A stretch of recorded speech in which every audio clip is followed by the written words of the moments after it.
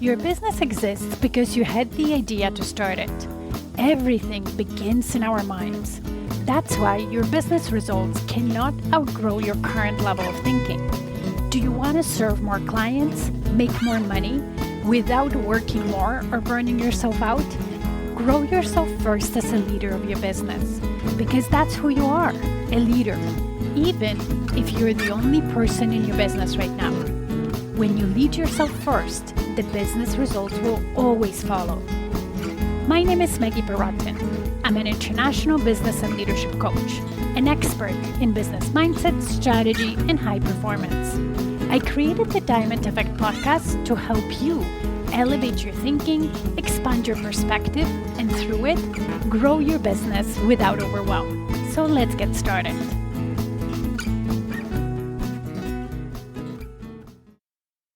Hello, everybody. Welcome to the next episode of the Diamond Effect podcast. And today we're going to have a fabulous conversation with my new guest, Teresa Fox. Welcome, Teresa. Thank you for doing this with me. Oh my gosh. Thank you, Maggie, for having me. I'm excited to be here and I look forward to our conversation. So before we get started, if you could introduce yourself to everybody, I would really appreciate it. As you said, I'm Teresa Fox. I am a luxury travel advisor, but this is a new career for me that I started about 3 years ago. And I live in Fort Lauderdale, Florida with my husband and our 15-year-old Portuguese water dog. And we enjoy a very, very nice life here. And I get to work from home and do something I truly enjoy. I love travel. We'll get into that at some point. But let's start because you mentioned it's a new career for you. And I know that you've been in multiple careers, but definitely just like me, you spent quite some time in the corporate world, right? So let's talk about reinvention, because I think going from corporate world of many years career to building something of your own requires that reinvention, right? From corporate expert maybe to business owner. If you can share how it's been that for you as an experience, whether it's emotional side or on the skill side, how did that look like for you? Oh, there's so many aspects to that. So I was in the corporate world for, 24 years, but being in the corporate world, I was often a manager and I led teams, but I was also an individual contributor. So there's those two aspects to it to think about. And how do you make the shift even within the corporate world between those two levels of contribution and also risk and reward too? Moving from the corporate world to owning my own business wasn't entirely a huge shift. What carried over for me were some things like high stakes decision making. Of course, at the level I was performing in the corporate world, high stakes decision making was important. And obviously working independently and owning my own business, that was something that was carried over. Having strategic vision, of course. And primarily what I think has been part of my success was about building relationships and understanding at the end of the day that most of it is not purely transactional, regardless of what business you are in or what the scale is, whether it's a major corporation or if it's a small business that you launch. Now, there were some things that, of course, I had to reframe for myself or build from scratch that I didn't have to put much thought around in corporate America. There's a framework, there's a structure. You know, what are the performance indicators? What is it that whoever it is up here is expecting you to deliver? That goes out the window when you start your own business, right? Okay. And there are those days when you're sitting behind your desk at a corporation, you're going, oh my God, if only I didn't have this boss. But then when you work independently and some days you don't know where to start, you wish you didn't have that ambiguity. I was just walking earlier before this recording, and I was thinking about that one of the things that I think I carried successfully for myself from the corporate world was a structure. Because I thought, okay, I'm used to working certain hours, and it's not like I exactly took that. But if I keep that routine, it will help me focus and do the things that I want to do. And because my kids are at school Monday to Friday anyway, I kept that structure, and it's definitely allowed me to have a certain routine. And with the routine, I find that I'm able to focus better. I'm able to plan my work better and then follow through. Or sometimes, even with my clients, I have to help them re-establish a certain routine so that they're effective with their time. Because, as they say, we throw the baby with the bathwater sometimes when we move from corporate to business, but then it's so much harder to figure out, okay, what do I do now? And how do I work? And how am I not wasting time between, I don't know, actually being productive and working on my business? Yeah, no, I agree with you there. And that's where I had a leg up from some other people because I had worked remotely. I had managed teams remotely and I had worked remotely since almost 15 years. I think it was 2011 or 2012 that I started working remotely. So I had already been in the pattern of, okay, it's a work day. I get out of bed, I make my bed, I get myself dressed, shower, dressed, whether I'm leaving the house or not. And I've always found myself, there are those days when you don't feel like it. And I'm sitting behind my computer in my bathrobe, and I find that those days when I have more structure around it, certainly I feel more productive and I feel a bigger sense of accomplishment and self-worth.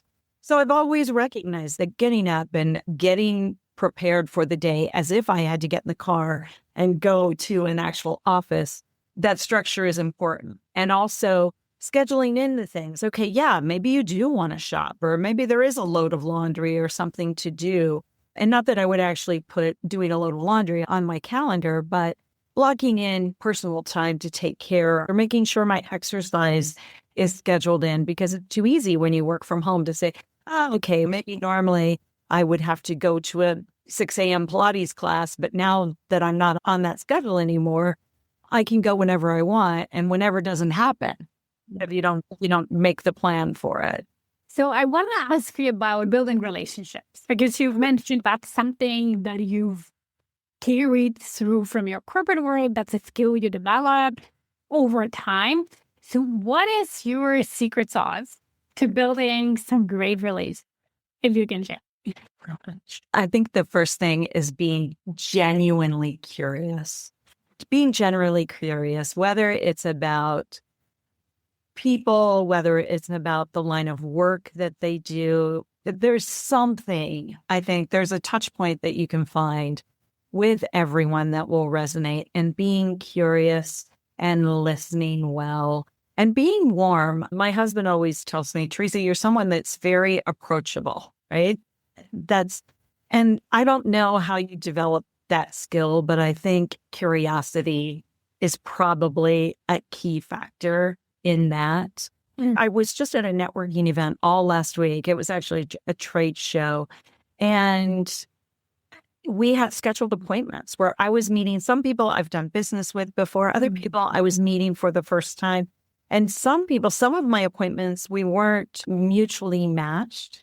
Maybe they had asked to meet me, or it was a slot filler. So okay, Teresa, we're going to have you meet with these people from Rwanda. And I'm not saying I won't book Rwanda, but I don't. But approaching that conversation with an openness, I think, is also something that's really, really important. Now, it takes on a, I don't know what you would call it, but it's at an event like I was at last week. That's the expectation. Right? You go there knowing I will be meeting people. I am there to network.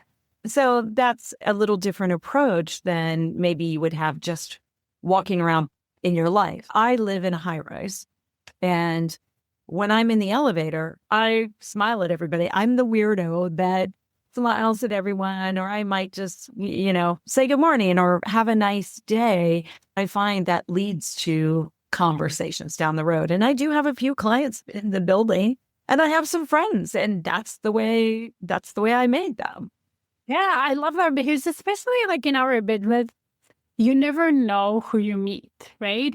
And potential clients or referral partners or whatever could be walking next to you or riding in your elevator every day or multiple times a week. And if you don't have a way to just strike natural conversation, you'll never know.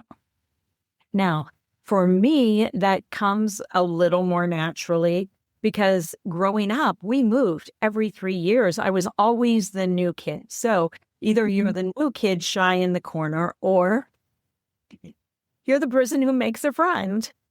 I definitely can see how that lifestyle, because your parents, I guess, had that, helped you figure out how to build relationships very quickly. That's awesome. So let's talk about making the best out of the circumstances you get, right? You've lived through some disruption.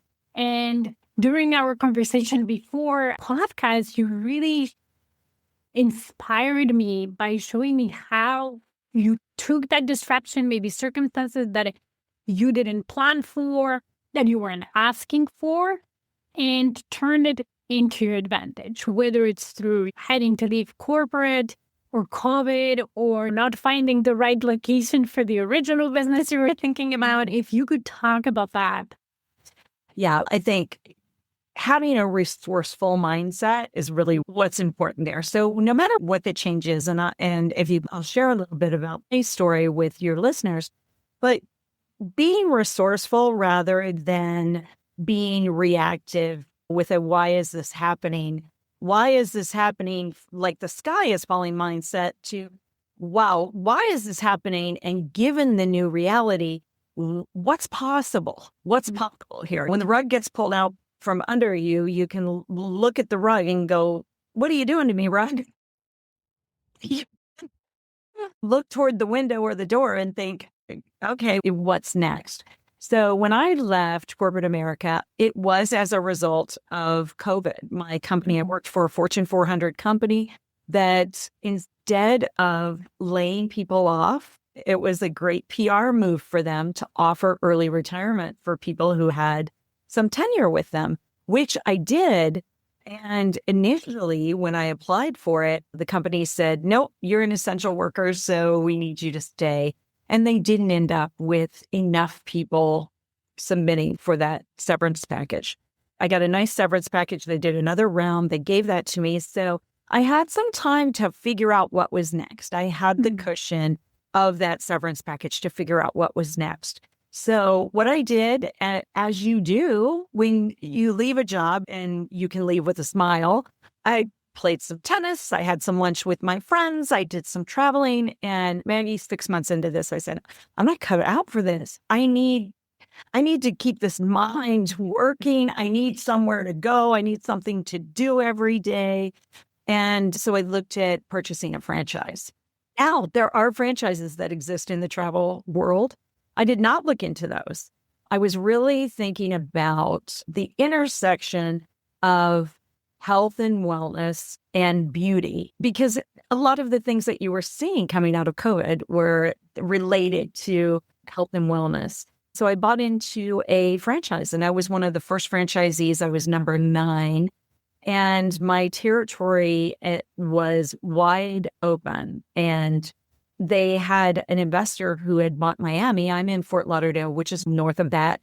Miami would be considered a major market, Fort Lauderdale, a smaller one. So in the time that I was looking for the property to launch my business, the investor in Miami pulled out, and they had committed to 7 stores, which really would have given a good footprint in Southern Florida and would have helped propel my business when it opened. So when the franchisor came to me and said, you know what, the situation has changed, the market has changed, we don't want you to launch until we get a foothold in Miami. I said, wow, this is not what I bargained for at all, not what I was hoping for. But the good news here was that while I was waiting to launch, I started my travel business, really thinking this is something I am going to do for fun to keep me busy and active until I am very busy and active, owning 3 locations of this. It was a skincare business. And I said, okay, maybe this is what was meant to be, is the way that I looked at it. I love that. I love the question you ask, what's possible? That you take the situation you're presented with, and as you say, instead of playing a victim or being like, oh my God, I didn't ask for it, just quickly accepting it and, okay, what's possible from where I am? And at the same time, it's so hard for so many people to do that, to look at opportunity a situation presents rather than what they lost or the challenge the situation created. Yes. And I really think that is having the resilience. It really is about resilience and thinking, okay, here are my options here. Wow, I failed at this. What does this mean for me? Does this mean I'm not cut out for doing things on my own? Maybe I need to go find a corporate job again. Does this mean that something bad? Does it mean something bad? Or does it just mean it just wasn't aligned? It wasn't aligned with what is meant for me. Now, okay, I have to point out that, of course, I had a severance package. I'm married. I have a husband with a good job. I was not in a position where I had to feel like, okay, it's life or death, that I have to make something work here. So I did have that bit of comfort, but certainly there are people who have resources who aren't resourceful and don't feel that level of comfort in saying, okay, that didn't work. What are we doing next? What are we doing now? Yeah. And that doesn't mean that there wasn't a level of disappointment with it either, because almost 2 years had passed. I had invested in that. And some of my identity was already starting to be tied into that as well. And that's something that you lose a little bit when you leave a job, when you leave a position, or you leave a situation. There's part of your identity that has an attachment to that. And okay, who am I now? So tying to that, you have this philosophy of saying yes to things. Yes. Right? And maybe that's part of you, the identity that helps you. I'm a person who said yes to opportunities. But if you could talk more about that and give us some example just from your story where you said yes to different opportunities and where did that lead you? Oh my gosh. So I think one of my best stories around saying yes was about a job that I took that led to me moving, liquidating my life and moving. When I was in corporate world, recruiters would call me all the time. And I had a recruiter who had called and explained a job to me, asked me if I was interested, and it sounded perfect for me. I really loved this opportunity. It allowed me to build my own team. It allowed me to work remotely. It allowed me to exercise leadership in a different way than I had been. And then the recruiter said, and even though you'll be working remotely, they do want you based in, and maybe I shouldn't say the city. I was living in Michigan in the suburbs of Detroit at the time. And I said, yeah, I don't think that's of interest to me. And I didn't take the interview. I said no to the interview, although I had gone through the screening process. But ultimately, I decided no, because if their requirement is that I move there, I don't want to. So I kind of put it out of my mind. And Maggie, 6 months later, that recruiter called me and she said, hey, Teresa, remember that job opportunity I told you about that was in Pennsylvania? And I said, yeah, I remember. And she said, they haven't filled that position yet. And if you wanted to live in the New York metro, they would be open to that because their headquarters is in New York. They had offices for their group business was in Bethlehem, but their headquarters was on Wall Street. So they said, would you be open to it? And 100%. So I took the interview. They wanted to offer me the job, but they did want me to move to New York. And they gave me a year. They said, in a year, we want you to move to New York. And I thought, look, I'll take the job. In a year, We'll decide if we like each other or not. We'll decide if this is a fit or not. And either I'll go or I won't. What's the worst that can happen? My children were going off to college. And that's why I asked for the year, because then I was divorced. I would have been a single woman. I wasn't 50 yet. I would have been single in the suburbs, or I could have been single in the city with a great job on Wall Street. Why would I not do that? So that's where saying yes super paid off for me. Moving to New York was a thrill for me to be able to do it later in my life rather than being a struggling college student or something. Being able to do it later in my life was such a great experience for me. And it certainly did change my life. I met my current husband there. The job was good and it ran its course. And I have no regrets over that at all. I love it. You've mentioned just in the beginning how you assess the risk in the word. And I think that also in my career, when I was saying yes to opportunities, I would always say, okay, what's the risk and what's the potential reward? Even leaving my own corporate career, I did it on my own because I didn't know if I would ever get a package and it was a good time. And I was thinking, okay, of course, there's a big risk in going after my own business where I had, let's say, somewhat stable career in corporate, but also the reward was so much bigger. Yeah. So how do you determine which opportunity is the right one for you and which isn't? Risk and reward might be one of it, but are there any other criteria that you take yourself through, even if it's subconscious, to say yes to something and maybe no to something else? Oh, I wish I had a good formula to share with you. But I really trust my intuition and I trust my gut, and I feel like the right things come to me. I just genuinely have a deep set feeling that the right things come to me. Don't get me wrong. I made the wrong decision before thinking that perhaps it was the right one. But what I've also learned is there are so few decisions that you're going to make that are irreversible. So why not? Why not if it overall feels right? And certainly I do put it through the filter of what are the pros and cons? The same thing, risk and reward. What are the pros and cons? And certainly if the pros outweigh the cons, that's a good indicator right there. But also just how does it feel? Because your body will tell you when you're not in alignment, right? Your body will tell you there are signs, right? Sleeplessness or headaches or just a feeling that things are off when you make the wrong decision. And then how do you respond to that? Yeah, I agree with you. And I've been thinking about what is it in our gut or our intuition that tells us that. And of course, I don't think anybody knows everything, but I think part of it at least is the alignment with your values and whether you took opportunity to name those values and be very clear on them, or whether they're somewhere buried, but you still have an idea. When things are aligned with whatever you believe in, whatever is important to you, that feels good. Whereas if the things goes against values or some of the values, then it's almost like our body is telling us, you know what, that's not for you.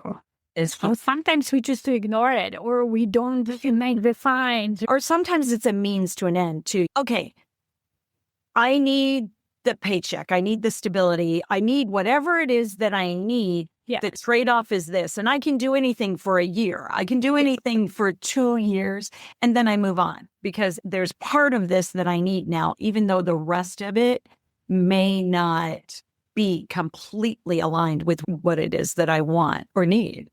Yeah.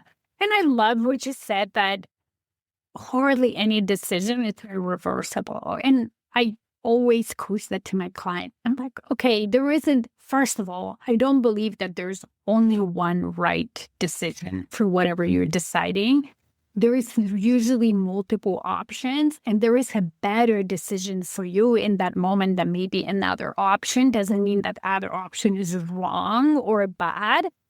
And if we decide one way and down the line we realize, you know what, that maybe wasn't the better option, we can always go back or pivot or switch in one way or the other. Yeah, I think. But some people are cautious about course correcting because maybe they think about, okay, so maybe this wasn't the right decision, but am I going to make the right decision now when I change out of this? There's too much focus on making the right decision. So I had to do some continuing education. So Marriott will allow me to do business with them. And I was taking some of the assessments yesterday. It was multiple choice and choose the best answer, right? There's 5 answers there. And of them, 3 of them were reasonably good. One of them was better than the other. So that goes back to what you were just, there's not always just one solution or one answer.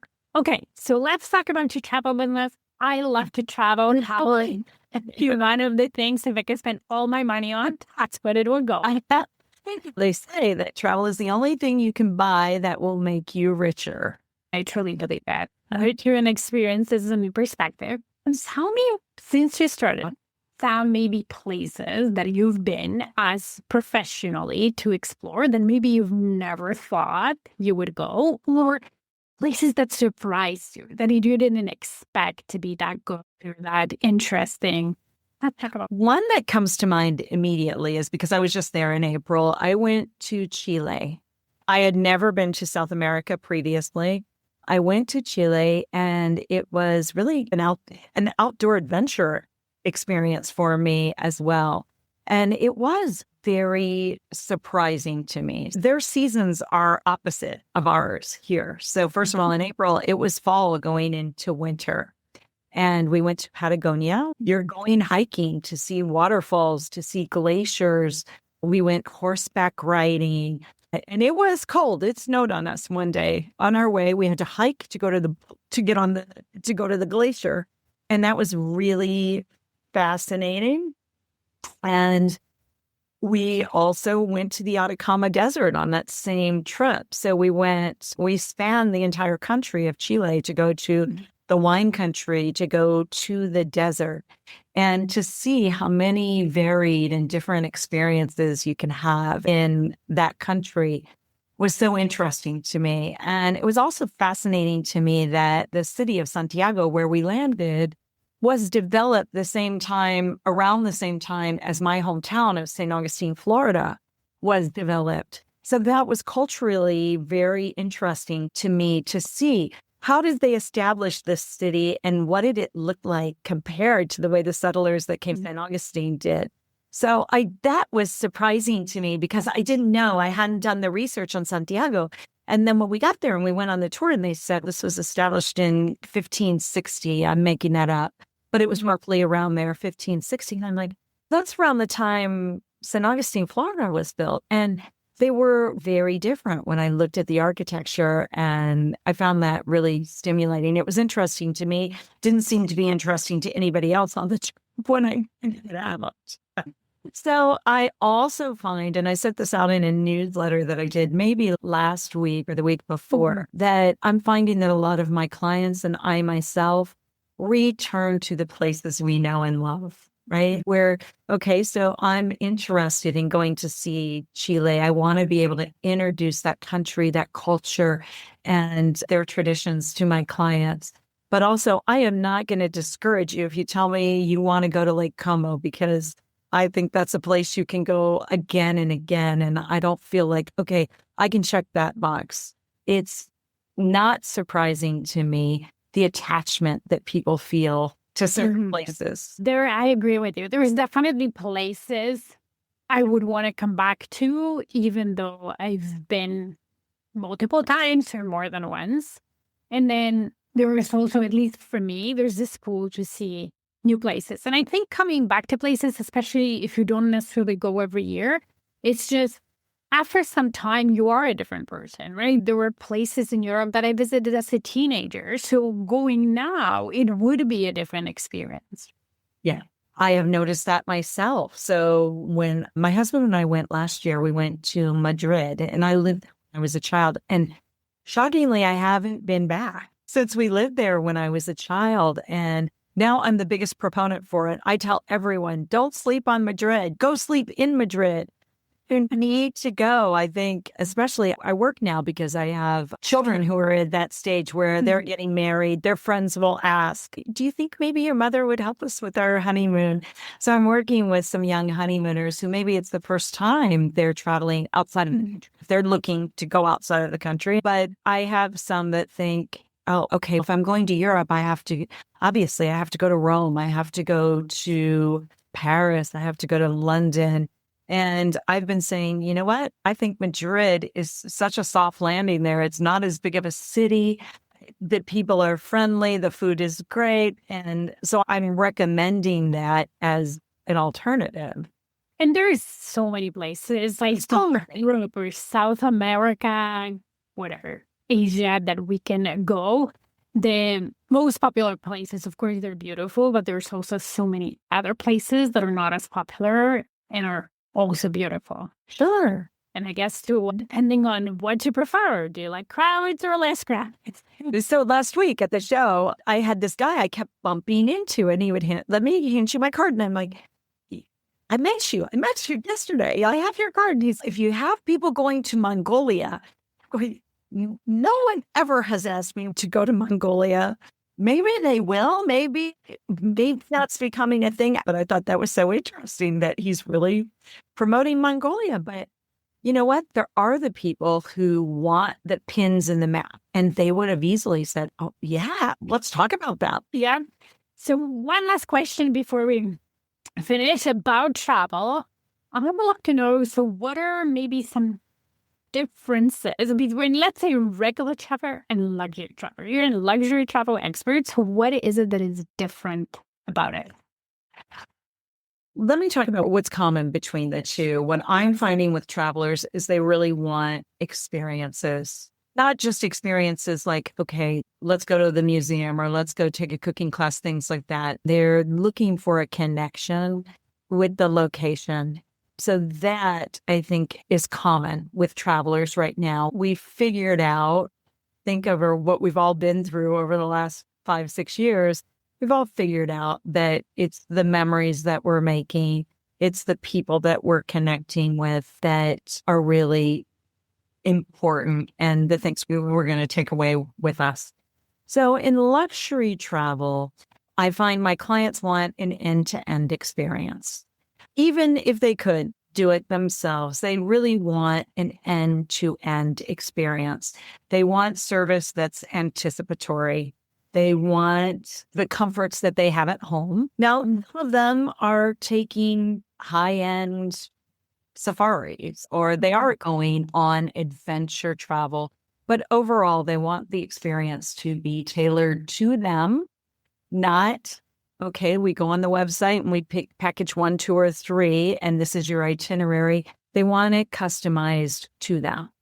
The not luxury traveler probably wants the same type of experiences, but maybe they're a do-it-yourself traveler, right? They need some guidance. They need some validation on, okay, I'm not sure what the internet is telling me here is true, if that's the way I'm searching for something.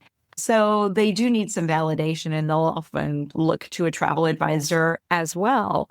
Sometimes it's the budgets that define how we look at a luxury versus a non-luxury traveler. So if people wanted to connect with you and learn more about what you offer or more about your story, where can they find? They can find me on the web. It's slyfoxtravels.com. And that would probably be the best way. And we'll link that up in the show notes. Before we finish, is there anything that maybe we didn't talk about that you would like to leave listeners with, or any advice you have for people who are maybe thinking about starting a business or early in their journey? I love to talk to people who are thinking about starting a business because I love that for them. I get excited for them. And my advice would be listen to your gut and trust in your strengths too. Trust in the things that you know you can deliver in a way that is uniquely your own. I love that, because that's definitely something that will help you stand out, whatever you pick and the market you choose. Thank you so much, Teresa, for doing it with me. I really appreciate you being. Thank you, Maggie. Thank you for having me on. Thank you for listening today. If this podcast resonated with you, please come back. Also, you can leave a review on whatever platform you're listening. And if you have a suggestion, question, or a topic you would like me to talk about, let's get in touch via email. Email me at maggie@stairwaytoleadership.com. See you in the next episode.